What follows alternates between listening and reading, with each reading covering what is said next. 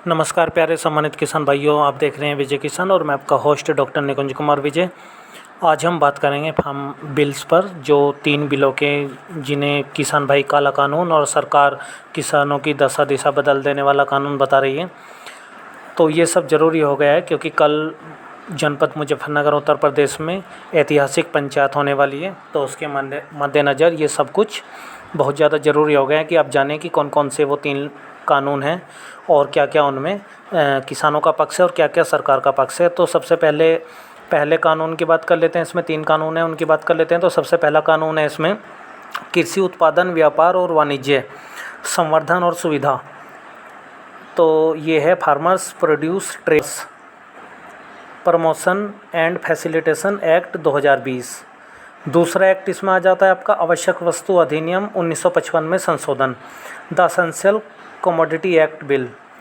और तीसरा आ जाता है इसमें आपका मूल्य आश्वासन पर किसान समझौता और कृषि सेवा अध्यादेश, the farmers agreement of price assurance and farm service bill.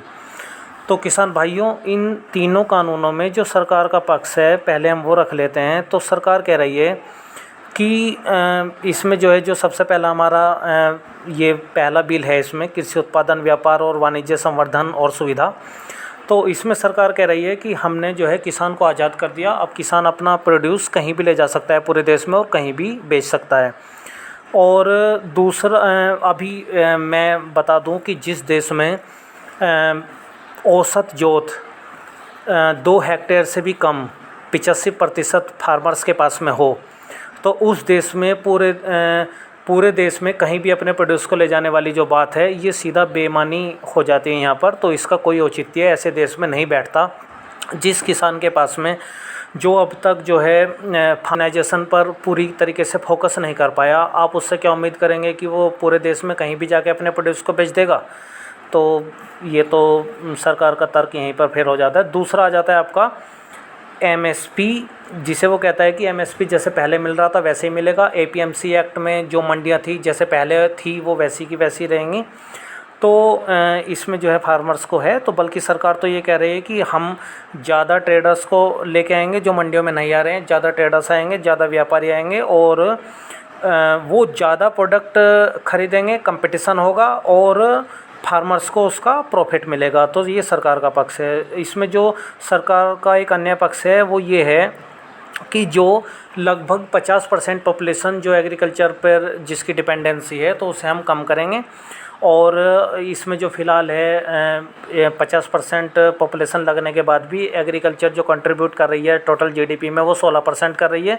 तो वो कंट्रीब्यूशन को बढ़ाने का और एग्रीकल्चर पर डिपेंडेंसी को घटाने का सरकार का प्लान है। तो इस तरीके से वो एक उन्होंने लोगों ने प्लान बनाया है। तो अब सरकार के जो फार्मर्स के पक्ष हैं, अब आप उनकी बात कर लेते हैं। तो जो फार्मर्स के पक्ष हैं उसमें सबसे पहला है कि फार्मर्स कह रहे हैं कि भाई मंडियां ख़त्म हो जाएंगी और एमएसपी फार्मर को मिलेगी नहीं।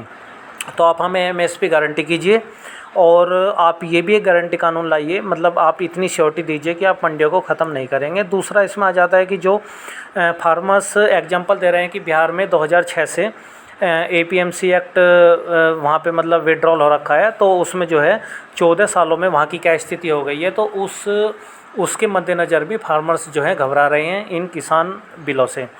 तीसरा, फार्मर्स कह रहे हैं कि जो डेवलप कंट्रीज हैं, अमेरिका, यूरोप और इस तरह की कंट्री, वो 1950-60 के दशक में वो अपने यहाँ पर इसी सेम मॉडल को लेकर आई हैं और वहाँ पर स्थिति एग्रीकल्चर की इतनी बुरी हो गई है कि वहाँ हर घंटे हज़ारों किसान एग्रीकल्चर को छोड़ रहे हैं।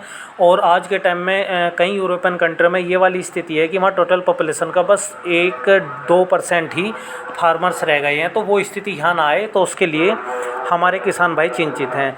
दूसरा, फार्मर्स कह रहे हैं कि जो कॉन्ट्रैक्ट फार्मिंग में आपने दिया है कि वो एसडीएम कोर्ट में जाके सुना जाएगा। तो फार्मर्स का तर्क ये है कि आप उसे जो है एमएसपी पे, सबसे पहले तो जो कॉन्ट्रैक्ट बनेगा वो एमएसपी मतलब एमएसपी से नीचे नहीं बनना चाहिए, उससे ऊपर भले ही बने। और दूसरा ये है इसमें कि आप जो आपका एसडीएम है, तो क्या वो एक गरीब किसान की सुनेगा? ये एक बड़ा प्रश्न है। ये भी एक बड़ा प्रश्न है क्योंकि जो एक 10 एकड़ या 15 एकड़ का फार्मर के सामने भी अगर एसडीएम एक छोटे किसान को उसका रास्ता ऑन पेपर होने के बावजूद भी नहीं दिला पाता, तो क्या वो एक कारपोरेट के सामने एक गरीब किसान की सुन लेगा? तो ये एक बड़ा प्रश्न है और ये चिंतित करने वाली भी बात भी है। दूसरा, इसमें सरकार कहाँ भाग रही है कि इसमें देखिए, सबसे ज़्यादा इसमें कुछ भी किसी भी तरह का डिस्प्यूट का कोई मामला है नहीं।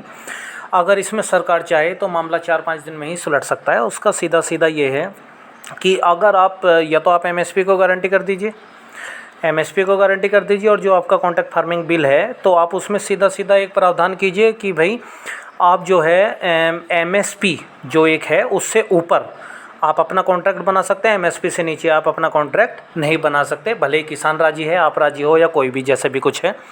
एक ये हो सकता है कि आप एमएसपी को लीगलाइज भी अगर नहीं कर पा रहे हैं तो आप एक मिनिमम एश्योर्ड इनकम, जो एक न्यूनतम इनकम जो है फार्मर्स के लिए, वो आप निर्धारित कीजिए, जो पर यूनिट एरिया के हिसाब से जितनी वो किसान जोत बो रहा है अपनी, उसके हिसाब से एक हो सकता है।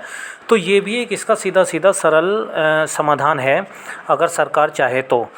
किसान भाइयों, इसमें सीधा सीधा यही है कि आप एमएसपी लीगलाइज करने में सरकार कह रही है कि उन्हें डब्ल्यूटीओ और इस तरह के कई सारे संस्थान आड़े आ रहे हैं, तो उन सब से अगर सरकार जो है बचाव चाहती है, और वो चाहती है सरकार कि भाई कल को इस तरह की विपरीत स्थिति ना बने, तो आप जैसे अमेरिका और यूरोप जिनकी आप नकल कर रहे हैं, जिनके आप मॉडल को भारत में उतारना चाहते हैं, अगर आप उन्हीं की नकल पर आ रहे हैं तो आप ग्रीन बॉक्स के थ्रू मोटी सब्सिडी दीजिए, क्योंकि उन देशों में मोटी सब्सिडी फार्मर्स को मिल रही हैं, जिसकी वजह से फार्मर वहाँ पे जो है सर्वाइव कर रहा है।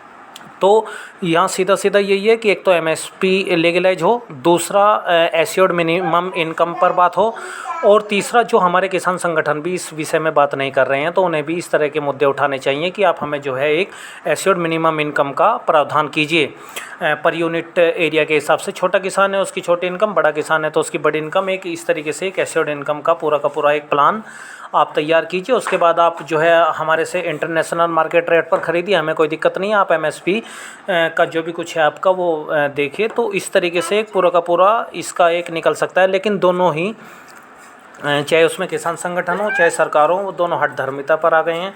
तो किसान भाइयों, आपके सुझाव प्रतिक्रियाएं आमंत्रित हैं, लेकिन मैं आपसे एक छोटा सा हाथ जोड़कर मेरी एक आपसे प्रार्थना है कि आप सधे शब्दों में और मर्यादित शब्दों में टिप्पणी कीजिए। धन्यवाद, नमस्कार।